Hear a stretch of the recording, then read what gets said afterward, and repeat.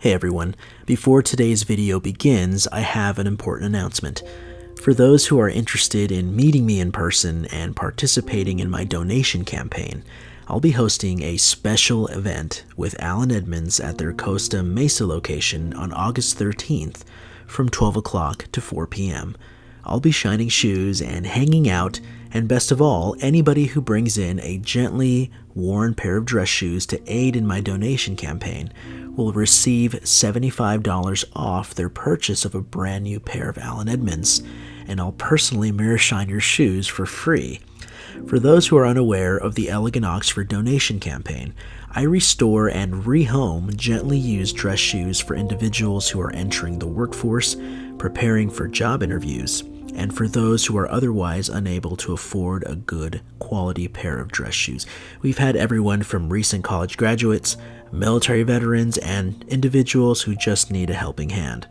Dan, who is the general manager of Alan Edmonds Costa Mesa, has always been extremely helpful and supportive of my efforts, and I am honored to join with him at his store to gather more shoes to restore and rehome. Although it's still a small operation, my dad and I have been restoring and donating shoes for almost a decade and really love making sure older pairs find a new home where they are needed. I want to thank you all for your continued support and for all those who have already donated a pair or two to the Elegant Oxford donation campaign. I really hope to meet many of you and see you all in August. Thank you. Hey everybody, here's a quick update on the video where I turned a pair of black shoes into another color. Now, as you know, in that video, I used the black shoe in that pair to turn it into an ox-split color, and the other shoe was tan, and I didn't do anything with it in that video, but I wanted to show you how they both came out. I decided later, I should probably match the pair and show off how they look. So here's the shoe that I finished. It came out a really nice ox-split color with some purplish brown tones, and I think it looks really, really great. And later I got to work on the other shoe, and even though it's not shined, I'm sorry, I was able to match the color pretty well. I think it's not an exact match, but considering what I had to work with, I think they came out pretty well. This one's slightly lighter, but that's normal because I'm going to be shining it later, and then it'll match, it'll darken up. I'll be using different color creams and waxes. So here they are, side by side. Obviously this is the shined one, and this one is the other. This one was tan, this one was black. But yeah, I'm pretty happy with how they came out, and I'm glad I got to update everybody so you could see both of them. So, if you haven't seen that video, please make sure to check it out. It's turning a black shoe into another color, and it's one of my favorite projects that I've ever done, and I think it was a success. So, there you go. That's the update. Welcome back to the Elegant Oxford review series, where I unbox, review, and recommend brands that I think are worthy of your consideration. Today we're looking at Seamless Bespoke's in-house shoe brand, which are hand-welted, meticulously crafted, and are offered at an incredible price for what you're getting. Seamless Bespoke is a menswear boutique, tailor, and custom clothier offering the finest in footwear, including Yanko, Enzo Bonafé, and their in-house hand-welted shoe brand. Let's take a look inside and start the review. I really wish I could convey my utter excitement for living in this shoe renaissance we are all experiencing. Now, I think the classic golden age of shoemaking ended about the 1990s. You've seen me talk about that in other videos, but today we're seeing a revival.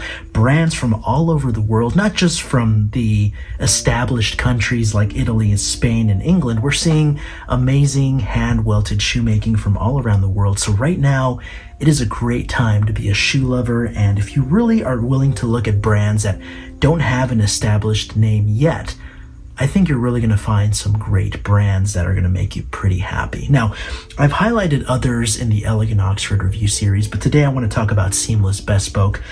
Preliminarily, I can just tell you they're making a very good shoe for a very good price, and I'm excited to show you what I've seen, and I think you're really going to like it. As always, and I've mentioned this in other videos on the review series, I have not been paid. I never have been for the Elegant Oxford review series. These are just my honest thoughts. And when a brand offers to send shoes for me to look at, I always tell them, I stipulate beforehand that I will only do so if I'm allowed to tell you my honest thoughts. Okay, so this is an Oxford that I just think is really fantastic and beautiful, and for one reason only. As soon as I pulled them out of the box, I was convinced that this was a very stunning shoe, and that is the last. I think it's absolutely beautiful. I am in love with this toe shape right here. It's chiseled, it's beautiful, but I don't know if you can see, it has this beautiful shape that goes forward and then drops off right here at the front. The last is called the Chiseled Last, and of course it's no nonsense name because this is a chiseled looking shoe. The toe area is nice and chiseled. It's not a square toe. It's a beautiful modern look, and I am just in love with the toe shape right here. And the lines here, these beautiful delineations, just how the shoe is sculpted, looks very regal and beautiful. So right off the bat, I'm liking what I'm seeing. I don't like brands that give you a very bulbous looking shoe. You guys know I love Alden, but that's my one complaint about them. They're kind of bulbish, they're kind of large and wide, and I really like a sleek looking, modern, beautiful sculpted shoe. That's always been my favorite, so I'm glad to see that right here. Everything looks very nice and well stitched. I'm looking at the double row of stitchings here by the toe cap, and I can tell you right away this is looking very nice. I'm looking over the shoe just to tell you if there's anything here that's off, and everything looks nice and clean. No areas of serious concern. Everything looks right. Now, I really got to tell you, museum calf has grown on me over time. You guys know I really like patina work, and this museum calf is this marbled patina look, but it's from the factory, right? The leather is tan that way. It's called gold museum calf, and it's really more of a mahogany brown tone with some nice reds and some dark browns. But yeah, I could see why they call it gold. Underneath everything, there seems to be a yellowish golden color coming through, and it's always nice to see full grain calf in this type of style. And it really does look like a beautiful pair of shoes your dad owned and polished over years, with those natural influxes of color and different tones that have begun to pop through from years of polishing and use. But it was an attempt from the company, just from the tannery, to make it look that way, and I think it looks really, really nice. There's some really cool juxtaposition between dark and light, and I really think it looks great. Now, this is a 5 eyelet Oxford, and I've mentioned before, I think flat laces are just the industry standard now. I no longer like round laces. I'm a big fan of the 6 eyelet Oxford, but 5 is just fine. I think it looks really, really nice. 6 is more of like the American style, right? But the flat laces just look really beautiful, brings everything together quite nicely. I really do like it when the eyelets are furthest apart here at the beginning, and then as they reach the top of the throat, they get closer and closer. So it gives it this really beautiful pyramid design, leading the eye to see this kind of an optical illusion where it pushes the shoe upward, and it looks really nice and tight near the front. Of course, the throat of the shoe is closed together, which I think looks really, really nice, even when you wear them on your foot. Some brands, more casual brands, are purposely built with more of an open throat, and people wish that the throat was closed more, but that's just not the way the shoes were built. These were built using that classic style, and I always think it looks really, really beautiful. All right, so we have the seam here at the back. Everything looks great. Really looks like everything's doing just fine in the construction department. The leather is nice and supple. Sometimes you get brands that have really, really stiff leather from the factory. This is not one of those shoes. It really does feel like it's in top quality shape. Now, one of the big selling points for Seamless Bespoke is their price. For around $380, you're getting a hand welted shoe, and that is a fantastic bargain. Now, you all know how much I love Allen Edmonds. They've always been one of my favorite brands, but I just really have to highlight how well priced these shoes are. Allen Edmonds retail for about $395. There have been slight increases in price here and there, but for the price of a brand new MSRP pair of Allen Edmonds, you can get a far superior shoe with better construction and better style and material. That's just personally saying better style, but better materials for sure, and the construction is just well done.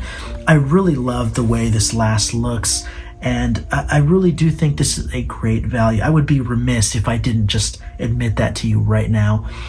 you're going to find some great value outside of the United States. I know perhaps a majority of viewers today are from the United States like I am, but I would encourage you to look everywhere you can, and you will be surprised how shoemaking has evolved over time, and different companies and different countries have taken classic shoemaking techniques and have taken them home to their own country and have expanded on them and have really done a good job in presenting a good product that is definitely worthy of the classic menswear that we all love and appreciate. So for $380, $400, yeah, this is a very good deal.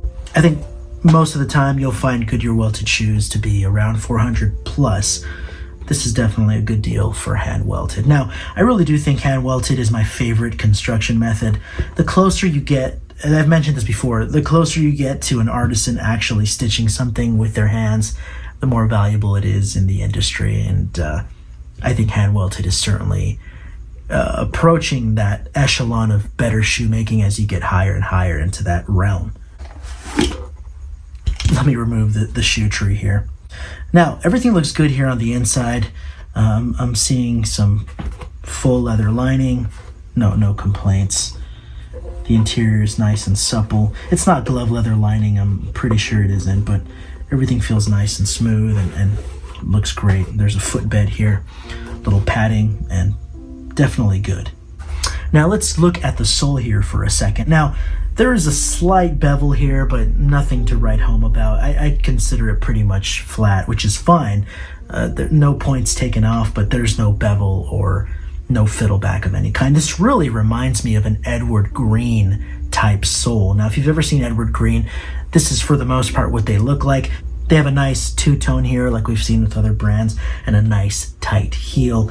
Everything looks really, really great. This is more of a subdued style, which I think is perfectly fine. Some people prefer this subdued look.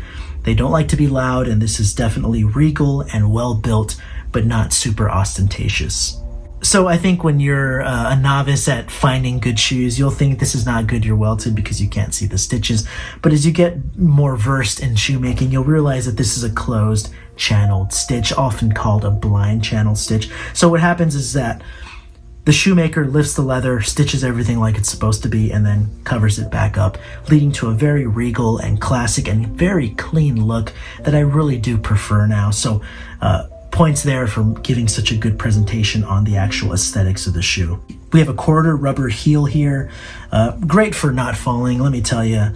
The suicide heels of the old 1990 shoes can really give you some trouble, and I've taken some nasty falls. So happy to always see that, and very good. Now, if anything, I'm not taking points off. Of course, I'm always really positive with my reviews. If anything, I just wish that the work here on the sides was, I mean, it's clean, don't get me wrong. I just wish it was a little smoother and a little bit more glass-like. That would just really bring everything to the next level, but it's still very solid work. We have a nice brown heel here, and then it tapers off. And then here at the front, it's ironed, it's pressed down, so it really gives it a nice flat look, and then it rounds off near the waist of the shoe. And then we have a nice tight heel with this 280-degree welt.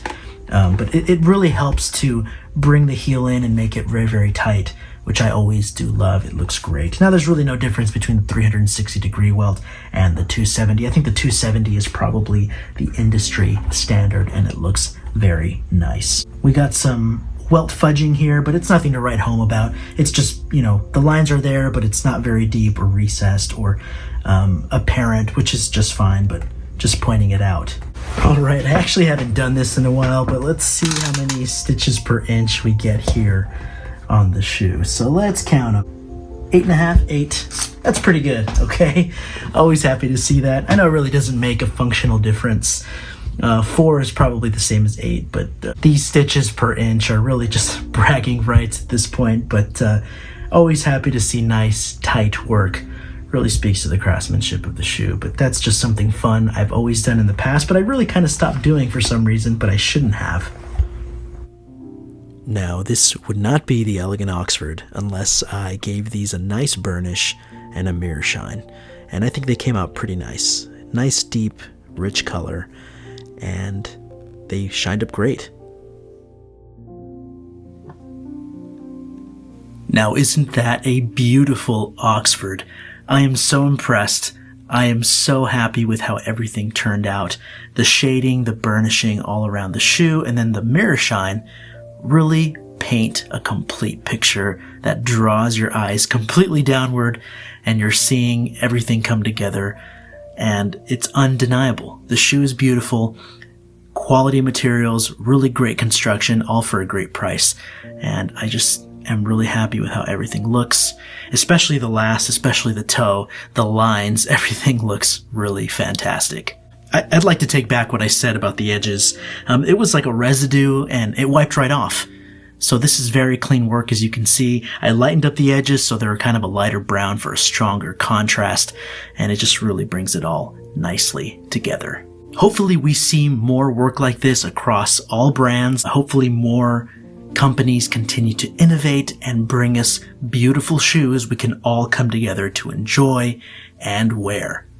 But what a beautiful color. The reds, the browns, the cognac, everything just really comes together quite nicely to really bring that complete look to the forefront. And here we go.